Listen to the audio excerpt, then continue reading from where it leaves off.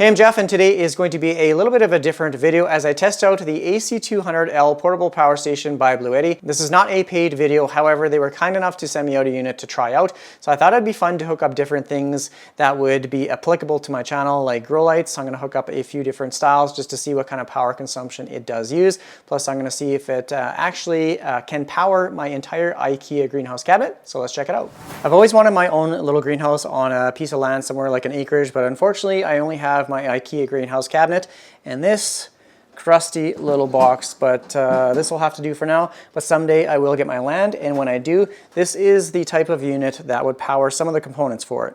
What really sold me about this unit is its solar panel capability. So it does come with a charging cord, and you just basically plug it into the port. Now I don't have these solar panels quite yet to show you. That might be another video down the road. I know they do have their own brand, but you can use third-party solar panels as well. So the first thing I'm going to test out are these Sansi gooseneck grow bulbs. Each bulb is 10 watts, so combined they are a 30 watt unit. Now I'm just going to place this in the AC mode.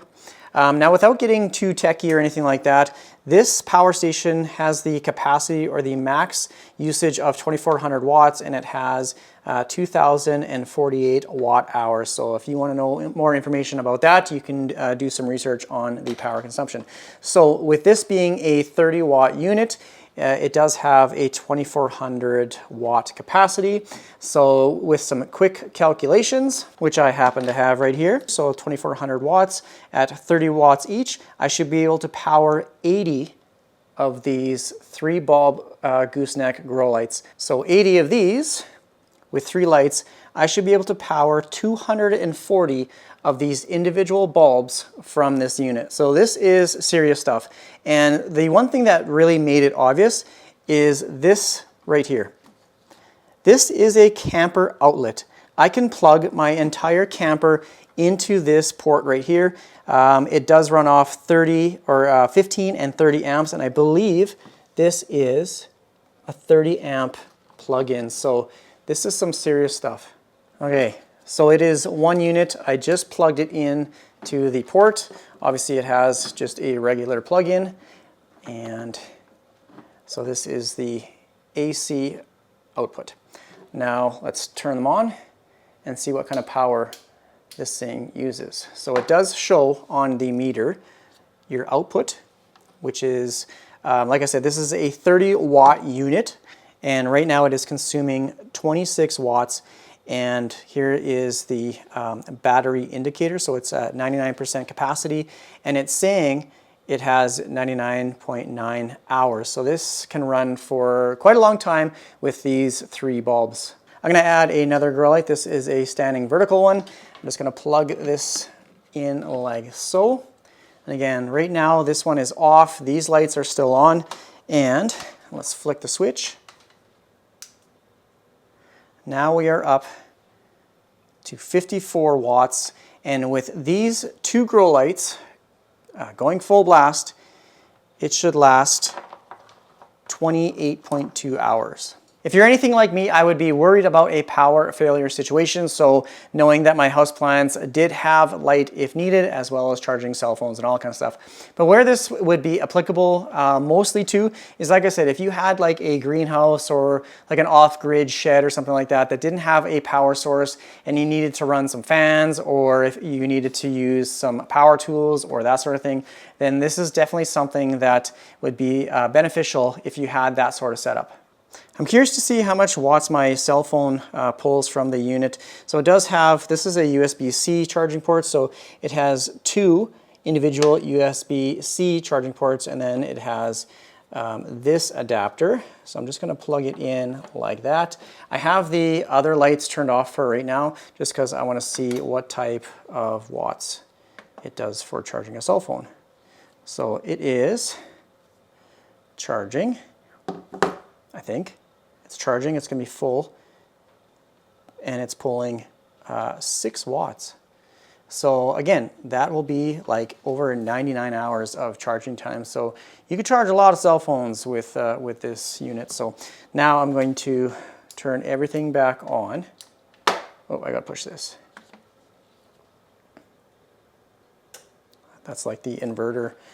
And then I'm going to put this one back on as well and see how much we're going to be pulling. So again, it's 55 watts from the AC and it's 6 watts from the USB. It says we have 23 hours of use with this setup. So it's not plugged into the wall, it's not charging. And like I said, if I had these solar panel capabilities of charging this unit, I could charge it for free and all of this would be free power, just powered by the sun.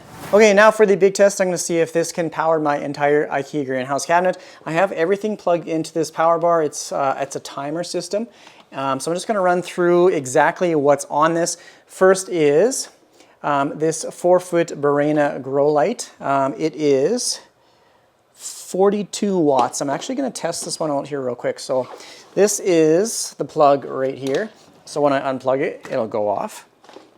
Now I just got to run this cord through, and then when I plug it in, it should be close to the 42 watts. So it's pulling 36 watts, and it says this specific grow light can remain on or has a power consumption of 35.6 hours. So impressive.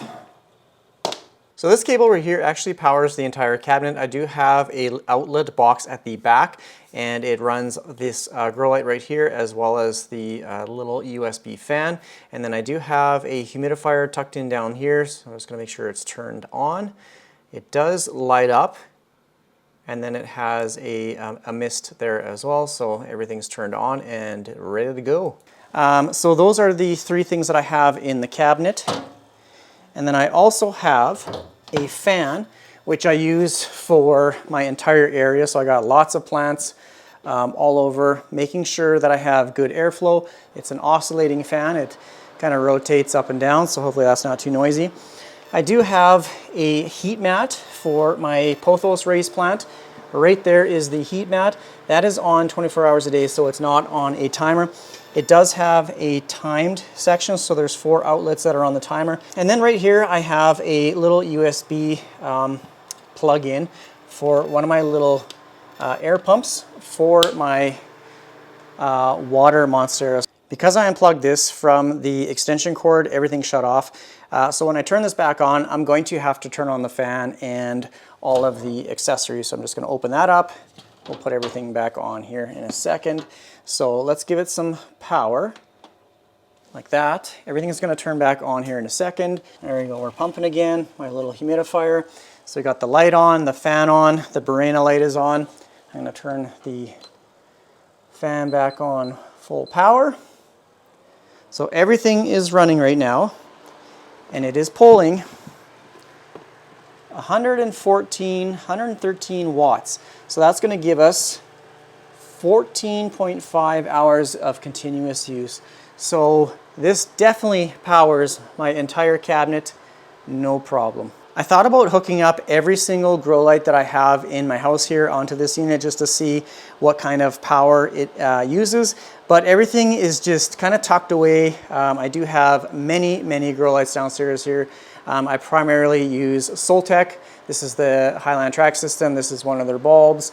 That is the Aspect pendant light. I've been using Bluetti lights here for a while as well. And then the Sansi grow bulbs, that's an individual bulb, and then those gooseneck ones.